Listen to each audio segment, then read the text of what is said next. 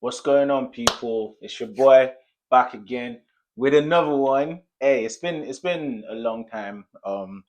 International break sucks, but it's a great time for everyone to just take some time back and get some perspective on everything that's going on. Understand where we're at as a club, as a football fan base, and even as a sports fan base, right? And then obviously we're gonna preview the game against Fulham coming, but just some few comments about all the things that have gone on in this international break. Obviously, there have been some drama about Nigeria trying to qualify for the World Cup. There's been some drama about Nketiah and Callum Hudson-Odoi trying to get into the Ghana squad now that they've qualified for the World Cup. Meanwhile, after they've realized that England don't want nothing to do with them, there's been different opinions and takes and debates on social media about Rice versus Caicedo, about this and that. But it's just like, fam, I guess all that shit can just be over now. Now that the football is back, I'm looking forward to tomorrow, Saturday. I'm gonna sit on my couch, watch all the games. I'm gonna watch Chelsea, watch Arsenal, watch everybody, and then the big one, obviously, on Sunday when United take on Liverpool, where they expect. I believe United fans are in a weird position, right, where they wish they can lose and win at the same time. This is the difference between United and Spurs fans, isn't it? In a way where 2 seasons ago, when ideally, if Spurs beat Man City, Arsenal would have won the league, yeah, or at least been first place because there were still some games to go, right? And Spurs fans generally were happy to lose to Man City just so it stops Arsenal from potentially coming first and potentially winning the league. Whereas United fans, because they've got a different mentality, yeah, you don't see United fans talking about how on some um um we want to lose to Liverpool just so we can fuck up Arsenal's title challenge. And I'm just like, that's the difference, bro. That is the difference. You can't. We understand there's room for hating on your ups, yeah, but you can't let your hate for your ups outshine your desire for your own glory, bro. What kind of mentality is that? How can you want someone else to lose more than you want yourself to win? There is so many things wrong with that mindset.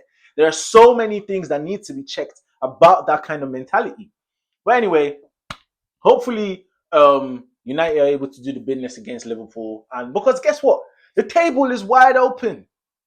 No one in the top 10 has like bare points above anyone else, bro. Everyone can still catch up with everyone. We're not even safe. We're not even through. Do you understand? No one is through. So it's a case where everyone just needs to just face their team and just play what's in front of you and just beat what's in front of you. And that just brings me to Arsenal versus Fulham, bro. Fulham have been a thorn in Arteta's side for so long, bro. I don't even think I can remember a game where we've actually stuck it on them. Pause. I don't even remember a game where we actually went against Fulham, whether it was home or away, and we did the business in a convincing way. And however, I feel like this season, yeah, this season has that taste, that feel that this could probably be the season where everyone that has done shit against us, that's ruined our chances of what we want to achieve. This is the season that we rectify all that kind of shit. Because we believe we are better than these guys. We can't keep having slip ups. All right. We can't keep having slip ups. So we're meant to go to Fulham this weekend and do the business against Fulham. Why? Because it's not the end of the world if we lose, yeah. But like, imagine if Liverpool lose, and then we also lose or we don't win. Then it just means, bro, how are we supposed to? And I'm not even caring about other people rating us. I'm just talking about how we have 3 years worth of experience in this title race at this level, because this is the highest level of title race has ever been.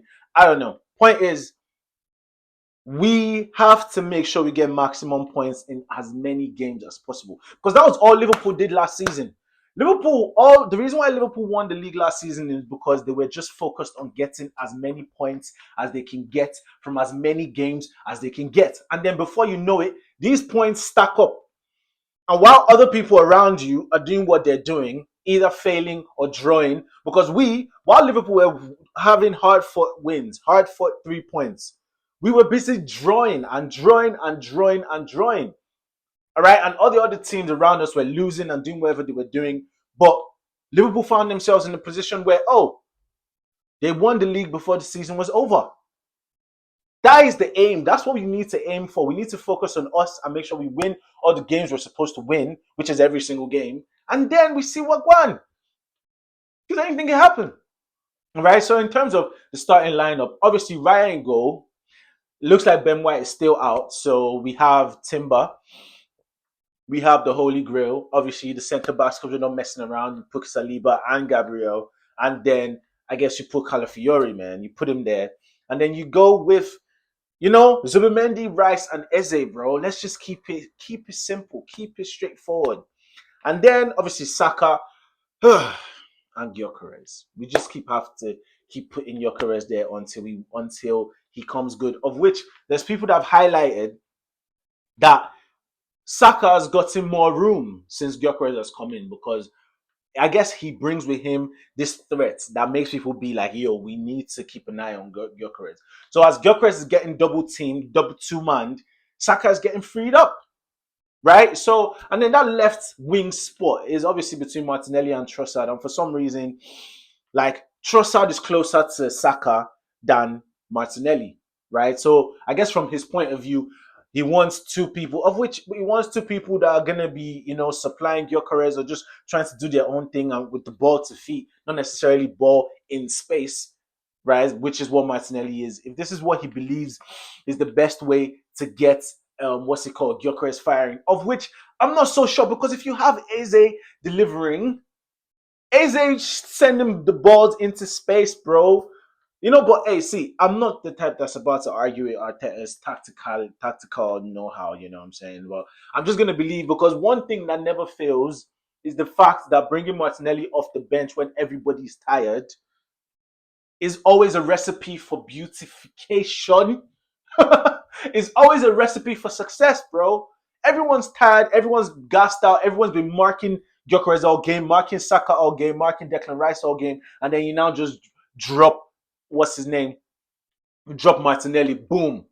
And then you also drop Nwaneri, bro. Nwaneri also needs to come off the bench because he's also someone that's going to drive at them when they're tired.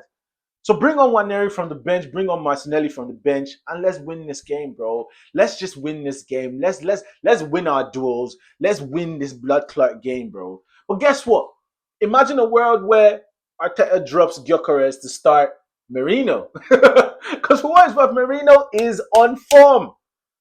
Listen, Merino is on form. Merino is on form. And it's a case where, like, people keep forgetting that the tail end of last season, we didn't have our defense, bro. And even without Gabriel, we still stayed with you're not scoring us more than one goal typically. And if you're lucky, you score us 2 goals. And I'm only thinking about that PSG game, innit?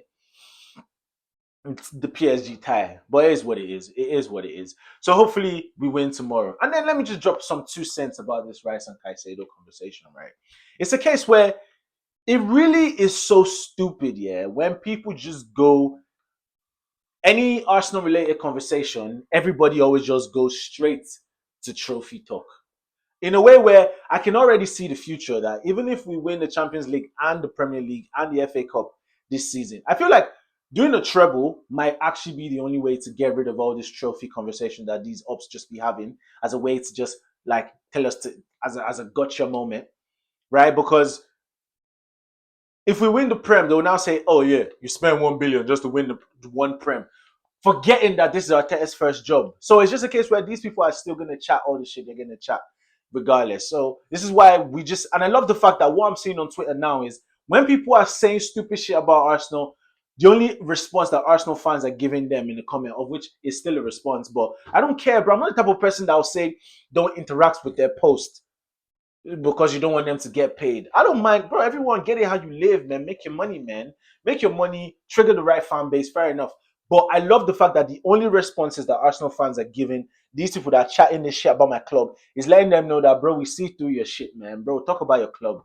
Talk about your club, because talking about Arsenal will get you traction. And the reason why talking about Arsenal, yeah, gets people's content so much attention is because not only are Arsenal fans very active and very emotional and very reactionary to this shit, other rival fans love to see Arsenal being talked about in a negative way. So you're not only getting interaction from Arsenal fans, you're also getting overwhelming interaction from everyone else. Speaking of everyone else, let me talk about this Big Steve. I saw a post where Big Steve was saying we are tired of hearing about Thierry Henry. And in my head, that sounded cool till you realize that it's not his fault. He just doesn't know what it's like to have legends. All Big Steve's legends, Aguero, Company, David Silva, they were playing a decade ago. You don't know what it's like to have legends from Ian Wright's era. Let's not even talk about Henry. You don't know what it's like to have a Bobby Charlton, all right, from the Man United back then in the black and white eras. You've literally just proved why you're a small club. Because the only players that Chelsea still talk about are Lampard, are Terry, players from 2 decades ago. That's what happens when you've got heritage. That's what happens when you've got a legacy, right? If you're telling me you're tired of hearing about Thierry Henry, you are only exposing yourself that your team is a small club that only just got some recent success. Right? When we're talking about Ian Wright, Liverpool, Man United can talk about David Beckham. When we're talking about Thierry Henry, Man United can talk about Roy Keane. They can talk about Van Nistelrooy. They can talk about people in them times. Who can you talk about from the Thierry Henry days? This is why you feel like you're tired of hearing of him. Because Chelsea fans, listen, in modern history, Chelsea fans only rate 2 people, and that's Cole Palmer and Hazard. Everyone else, according to Chelsea fans, they are always happy to offload them and happy to say, oh yeah, you're taking our trash. So that just means the only people Chelsea fans actually care about is Hazard. And the rest of them are their legends. Same with United. United fans are meant to celebrate Pogba, but no. The only people they still celebrate are the olden guys. They're still stuck on Nani, stuck on Ronaldo, stuck on Rooney. If you're stuck on Rooney, then why can't we be stuck on Thierry Henry, bro? So as I said, once again, Arsenal delusion syndrome, and it's a case where it's not going to end once we win a trophy. And I have accepted this because this is just the name of the game. They'll just find another thing to chat about us. It is what it is. But guess what? It just means they won't be able to be saying all that stupid shit. And Chelsea talking about, oh, we won the Club World Cup. Yeah, right. Yeah, right. Talking about conference. Guess what? There's a reason they don't talk about their conference league that they won. But anyway, and then I saw another blood clot idiot talking about how if Declan Rice doesn't win major trophies with Henderson, then he's a poor man Jordan like with Arsenal, then he's a poor man Jordan Henderson. And it's just like, all right, bro. Because you could even see his face when he made that comment. He knew that he was chatting some shit, that he just wants to be outrageous. And it's just like, all right, bro. If you really believe Jordan Henderson is as good as Declan Rice, all right, all right, all right. Like, why? Why do you guys just keep comparing your players to Arsenal's players, for fuck's sake? Why? Olise versus Saka. Why? Why are you guys always comparing your players to our players, bro? Why? Why? Why? If our players are so bad, then don't compare Olise to fucking Vinicius. Compare him to compare Cole Palmer to Jude Bellingham. Like, compare Cole Palmer to Musiala. Compare Cole Palmer to Verse. Like, leave our players. Why? Why? Because they know what Arsenal shit does to them. So it is what it is. It is what it is. Anyway, just looking forward to all the football this weekend, people. So please like, comment, subscribe, and we'll catch you in the next video.